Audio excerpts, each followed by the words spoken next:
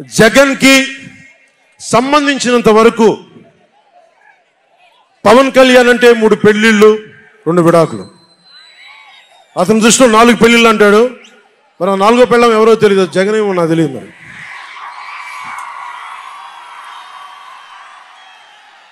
నాకు ఇదే విసుగొస్తుంది. జగన్ లేని 4వ పెళ్ళంటే నువ్వేరా.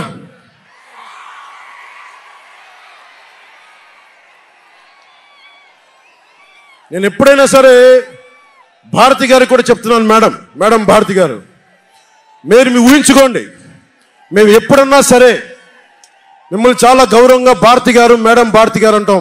మీ ఆయన ఇంత నీచంగా ప్రవర్తించినా కానీ, చంద్రబాబు గారి సతీమణి కానీ, నియోజకవర్గంలో ప్రతి ఒక్కరిని ఇబ్బంది చేసినా కానీ, నా ఇంటి సతీమణి అన్నా కానీ పెళ్ళాలను సంబోధిస్తాడు.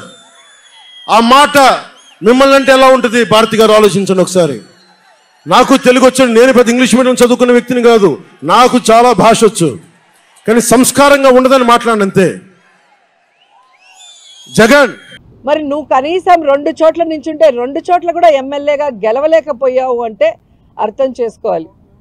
ఈరోజు సిగ్గుచేటు ఏంటంటే ఒక పార్టీ ప్రెసిడెంట్గా ఉండి 24 సీట్లకే పరిమితం అయిపోయి మళ్ళీ క్యాడర్ని తిడతాడు. మనకెక్కడుందయ్యా బూత్ కమిటీలు, మనకెక్కడుందయ్యా మండల కమిటీలు? ఎవరండి డిజైన్ చేయాలి? మండల కమిటీలను ఎవరు ఏర్పాటు చేయాలి? బూత్ కమిటీలను ఎవరు ఏర్పాటు చేయాలి? పార్టీ ప్రెసిడెంట్ చేయాలి. నువ్వు పార్టీ ప్రెసిడెంట్ అని పేరుకే తప్ప ఏ రోజైనా పార్టీ నిర్మాణ పనులు చేసావా?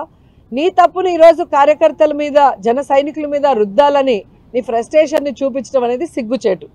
ఈరోజు ముష్టి 30 సీట్లు కూడా తెచ్చుకోలేని నువ్వు నిన్న జగనన్ననే అతపాతాలానికి తొక్కుతానంటున్నావు.